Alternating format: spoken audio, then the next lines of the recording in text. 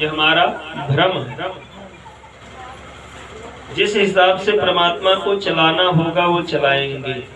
आपकी जिम्मेदारी इतना है कि आपको जो दायित्व मिला है उन दायित्वों का, उन कार्यों का निर्वाह आप अच्छे से करें।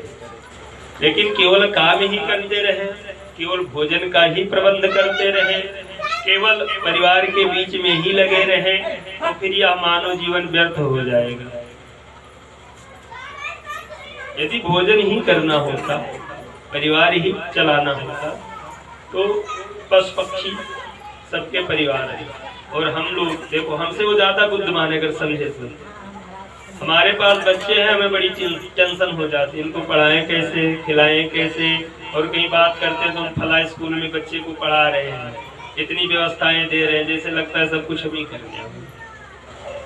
हम किसी दूसरे के बच्चे को कई बार ले आते, ऐसी परिस्थिति आ जाती, उनके बच्चों को लाकर भी हम ही पालते, और हम कौन होते पालने वाले। आप कल्पना कीजिए, कोई भी पशु पक्षी परदेश कमाने नहीं जाता, और कोई भी पशु पक्षी भूखे नहीं मरता। हम मनुष्य लोग घर छोड़कर परदेश जाते हैं कमाने, कमाकर लाते हैं, बच्चों को खिलाते हैं। लेकिन फिर भी अगर आपको कोई रोड पर भीख मांगता मिलेगा तो वो मनुष्य ही होगा। कोई भूखे मर रहा है तो मनुष्य ही होगा। कोई भी पशु पक्षी अपने पिता को या माता को वृद्धाश्रम नहीं ले जाता, जंगल छोड़ने नहीं ले जाता। और हम लोग सबसे विवेकशील है। आज तो ऐसी व्यवस्थाएं हो गई, जब तक बच्चे अपने हाथ में, जब तक शादी नहीं होती, शादी कर दिया, घरवाली आई, बस जी हजूरी में ही पूरा समय निकल जाता, माँ बाप को भूल जाता।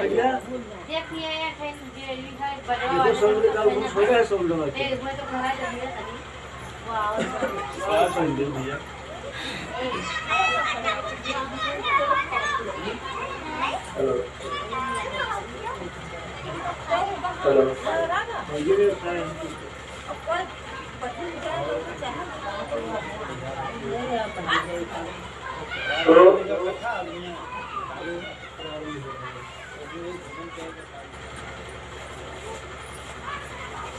तो हमें लगता है सबसे ज्यादा विवेकवान है, और है भी, सच्ची बात है। मनुष्य के अंदर इतना विवेक है जितनी बौद्धिक क्षमता उतना पशुओं के अंदर नहीं। हम सबसे बुद्धिमान प्राणी है इस पृथ्वी पर, और बुद्धिमानी का मतलब ये होता है कि हमारे सामने कोई असहाय व्यक्ति हो, उसकी सहायता करें, कोई गरीब आदमी हो उसकी मदद करे, किसी का रोड पर एक्सीडेंट हो गया, तड़प रहा है, तो देखकर चले न जाए, उसको हॉस्पिटल पहुंचाए, ये तो बुद्धिमानी है। लेकिन हम क्या करते हैं, अगर कोई थोड़ा सा दुखी हो गया तो और प्रयास करते हैं और दुखी हो जाए। एक आधा बीघा अगर खेत पात है तो ऐसी परिस्थिति आ जाए कि बेचकर चला ही जाए, और जब मजबूरी आ जाएगी तो जो लाख में जाना है 50 में हमें ही दे देगा। ये हमारी विवेकता है। तो ऐसे विवेकता से अच्छा तो पशु पक्षी ही। इसलिए मनुष्य का जीवन मिला है। तो जो आपके शारीरिक कार्य है, परिवार का पालन करना, वो भी कीजिए। अब खेती नहीं करोगे तो खाओगे क्या, वो भी जरूरी है। लेकिन उन समय में से कुछ ना कुछ समय ऐसा निकालना चाहिए जो भगवान के चरणों में हम दे सके, भगवान के कीर्तन में, भगवान के भजन में समय दे सके। तो तब जाकर के हमारा जीवन सुलभ है। मनुष्य का जीवन जो है मिला है हमें, उसका अच्छा से हम समझो उपयोग कर रहे हैं। कल के प्रसंग में हम लोगों ने सुना करदम जी का और देवहूति का संवाद। करदम जी ने 40 वर्ष तक लगातार तपस्या की, और उनकी पत्नी मायके नहीं गई, जबकि पिता उनके राजा थे। चाहती तो 1 मिनट में अपने मायके गई और ऐसो आराम से खाना पानी खाया, ठाट से सोया। 4 सेवक और थे, सेविकाएं थी, उनसे सेवा करवाते, सुख से रहती है। लेकिन जब हमारा विवाह हो गया, दोनों आधा आधा अंग हो गए। पत्नी, पत्नी को अर्धांगिनी बोलते हैं, आधा शरीर हम है, आधा वो है। तो जब आधा अंग हो गया, तब आधा अंग यदि आपका बीमार हो जाए और आधा ठीक रहे तो आपको प्रयास करना चाहिए पूरा अंग ठीक हो जाए। क्योंकि अगर आधे सर में दर्द है तो भी बैठा नहीं जाएगा, और पूरे सर में दर्द है तो भी बैठा नहीं जाएगा। इसलिए केन केन प्रकार कोई ना कोई उपाय करके हमें स्वस्थ रहने के लिए सोचना होगा। और जब हम गृहस्थ में प्रवेश कर गए, विवाह हो गया, तो पत्नी का दायित्व बनता है कि पति के हर स्थिति में परिस्थिति में उसका साथ दे। और पति का भी दायित्व बनता है कि कोई पड़ोस वाला या कोई बाहर वाला आकर के थोड़ा सा चुगली किया कि तुम्हारी पत्नी ऐसी नहीं वैसी, तो इसका मतलब ये नहीं आप आकर सीधे लड़ना ही शुरू करो। आपसे शादी हुई है तो आप भी उनसे बात करो। अब जब आपको लगे कि हाँ कुछ गलत कर रही तो भी मारना नहीं, समझाइए। क्योंकि जो व्यक्ति बातों से समझ नहीं पाएगा वो आपके मार से भी समझ नहीं पाएगा। तो करदम जी जब 40 वर्ष बाद तपस्या पूर्ण हुआ तो सामने देखा एक बूढ़ी सी औरत। आपको उन्होंने सारी कहानी बताई, 40 वर्ष पहले आपसे शादी हुआ, आज हमारी अवस्था 60 वर्ष की हो गई, बुढ़ी हो गई। पर महाराज गृहस्थ सुख की कामना आज भी है। करदम जी ने संकल्प किया, कामक विमान प्रकट हो गया, पास में सरोवर था, अपने पत्नी का हाथ पकड़े और उस सरोवर में डुबकी लगाए तो पत्नी 16 वर्षीय हो गई, अवस्था 16 वर्ष की सुंदर नारी के रूप में परिवर्तित हो गई। और करदम जी भी युवा हो गए। उस कामक विमान में 100 वर्ष तक विहार किया, 9 कन्याओं का जन्म हुआ, क्रमशः उनका विवाह हुआ। कपिल जी आए, भगवान विष्णु के अवतार हैं। कपिल जी ने माता देवहूति को तत्व ज्ञान समझाया, सांख्य योग समझाया, और माता ने बैठकर योग में भगवान का ध्यान करते हुए अपना शरीर त्याग दिया और सिद्धदा नदी बन गई। कपिल जी ने परिक्रमा की और गंगा सागर चले गए अपने तपस्या के लिए। तो हम प्रसंग सुना रहे थे कि ब्रह्मा जी के आधे शरीर से मनु, आधे से शतरूपा का जन्म हुआ। उनके 3 कन्या 2 पुत्र। 3 कन्याओं में से प्रथम कन्या थी, दूसरे नंबर की कन्या थी देवहूति जी, जिनका प्रसंग आपने सुना कि करदम ऋषि से विवाह हुआ। कपिल जी उत्पन्न हुए और उनके आगे वंश नहीं चला क्योंकि कपिल जी तपस्या के लिए चले गए और करदम जी पहले ही चले गए। उनकी जो सबसे बड़ी कन्या थी आकुति,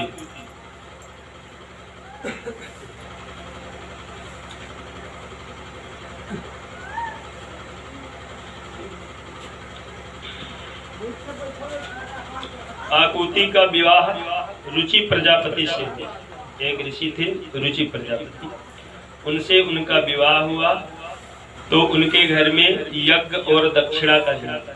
भगवान विष्णु यज्ञ रूप में आए, माता लक्ष्मी जी दक्षिणा रूप में आई। तो मनु जी ने यज्ञ पुरुष अर्थात भगवान विष्णु को पुत्रिका धर्म के अनुसार गोद लिया। अंत में फिर यज्ञ और दक्षिणा आपस में मिले। इसीलिए जब हम यज्ञ करते हैं तो दक्षिणा का विधान होता, तभी जाकर के आपका यज्ञ सफल होता। तीसरी कन्या जो थी परसूति, परसूति का विवाह दक्ष प्रजापति से हुआ।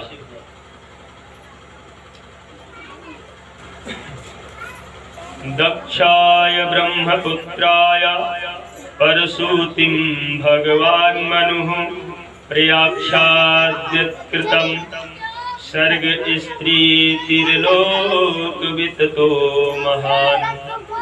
मनु जी ने अपनी तीसरी कन्या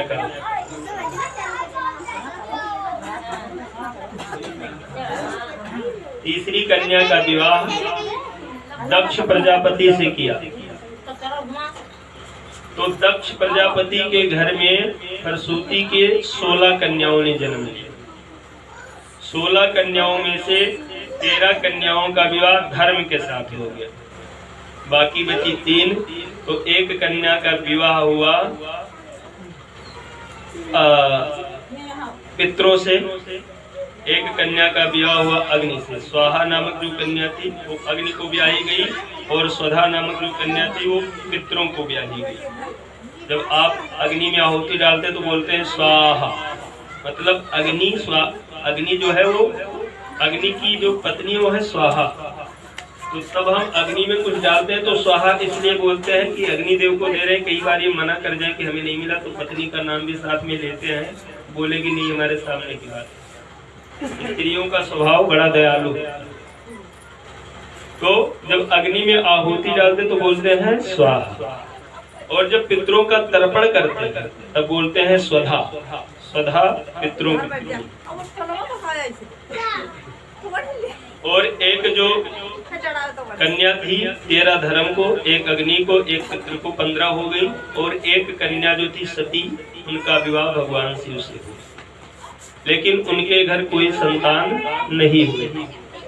परीक्षित ने कहा भगवान ऐसा कैसे होगा, भोलेनाथ के घर कोई संतान नहीं हुई, क्या कारण था? भवस्य पत्नीं तुम सतीं भवं देवं अनुव्रतः आत्मना सन्दृशः पुत्रं नालेभे गुणशीलतः। परीक्षित ने कहा भगवान शिव से विवाह हुआ। भगवान शिव तो सबको वरदान देने वाले हैं, पुत्र ना हो तो भगवान का पूजा करो पुत्र होगा, घर ना हो भगवान का पूजा करो घर होगा, और उनके घर में पुत्रों का जन्म नहीं हुआ, ऐसे कैसे? तो फिर विस्तार से सती चरित्र जो है सुकत देव जी ने परीक्षित को सुनाया। एक बारी राजा दक्ष ने, ये तो एक ही साउंड चल रहा है, साउंड इसका सही नहीं है, वैसे तो बराबर लेंगे पर काम बराबर नहीं करेंगे। बेकार कहाँ है, कुछ नहीं कहाँ है, मुझे कुछ आवाज नहीं देता है। तो जहाँ जाता आप लोग सुनो, क्योंकि कथा वैसे भी पीछे है। तो दक्ष प्रजापति ने यज्ञ किया, तो यज्ञ में सभी देवताओं को निमंत्रण दिया, भगवान शिव को भी बुलाया। तो यज्ञ चल रहा था, तो सभी देवता अपने अपने आसन पर बैठे हुए थे, भगवान शिव भी अपने आसन पर बैठे हुए थे। तो जब दक्ष जी आए यज्ञ में, तो सभी देवताओं ने खड़े होकर प्रणाम किया। 3 लोग खड़े नहीं हुए, एक ब्रह्मा जी, एक विष्णु भगवान, एक शिव जी। तो दक्ष ने सोचा कि हम ब्रह्मा के पुत्र हैं और ब्रह्मा नारायण के पुत्र हैं, इस हिसाब से वो हमारे बाबा हुए, हमारे पिता हुए, नहीं खड़ा हुए कोई बात नहीं। लेकिन ये शिव, ये भी खड़ा नहीं होगा, ये तो हमारा दामाद है और दामाद तो पुत्र के समान होता है, इसने हमारी बेइज्जती कर दी। हम आए और सभी देवता खड़े हुए और ये खड़ा नहीं हुआ। बड़ा क्रोध आया दक्ष को।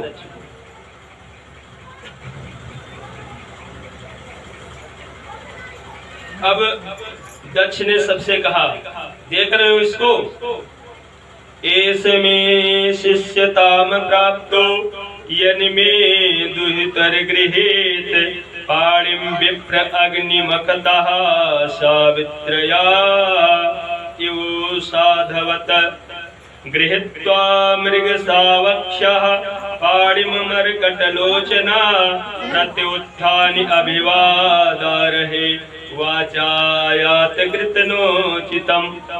देख रहे हो आप इस शिव को, बंदर जैसे इसकी आंख है। दक्ष जी बिगड़ गए, बंदर जैसे आंख, शमशान की भस्म रंगाए रहता पूरे शरीर पर, साग बिच्छुओं को गले में धारण करते रहता। इसका जो सुबह सुबह मुख देख लेता उसको भोजन नहीं मिलता, और हमने इसको अपना दामाद बना लिया, फिर भी ये हमारे आने पर खड़ा नहीं हुआ। और भगवान शिव जी की तो समाधि लगी थी, उनको इससे कोई मतलब नहीं हो, तो राम नाम के धुन में मतंग थे।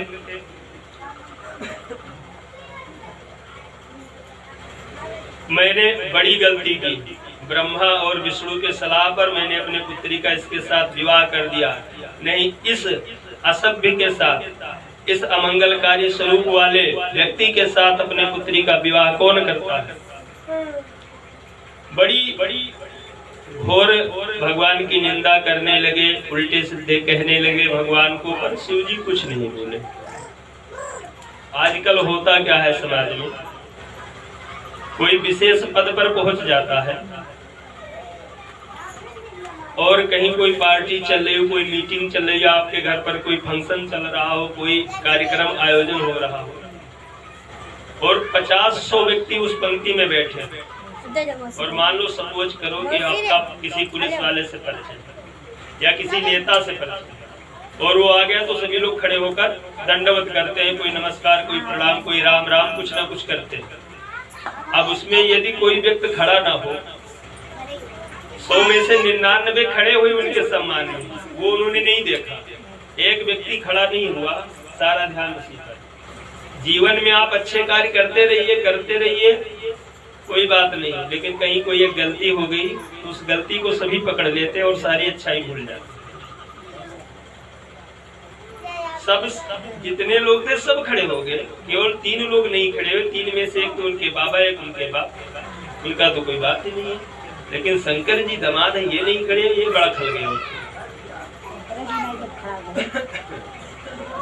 अब दक्ष ने श्राप दे दिया, अयम तु देव यजन इंद्रोप इंद्रादिर अभिर्भव सहभागम न लभ्यताम देवीर देवगण मध्यमः। आज से इस शंकर को हवन में, यज्ञ में देवताओं के साथ कोई भाग नहीं देगा। जब दक्ष ने श्राप दे दिया तो उधर से नंदी बाबा को बर्दाश्त नहीं हुआ, हमारे प्रभु को हमारे सामने तुमने इतना भला बुरा कहा, उन्होंने कोई प्रत्युत्तर नहीं दिया, तुम्हारी सारी बात सहन कर दे गए, उसके बाद तुम इतने गिर गए, श्राप देने पर आ गए, तो अब तुम भी सुनते जाओ।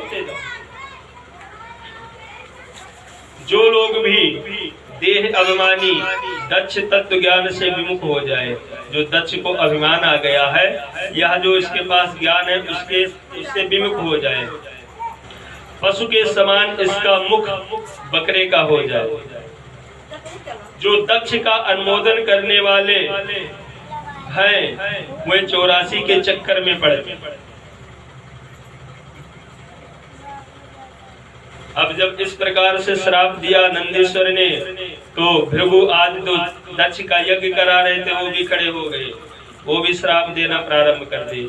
सर्वभक्षा द्विजावृत्ते धृत विद्या तपोव्रता याचिका विचरन्त्यः।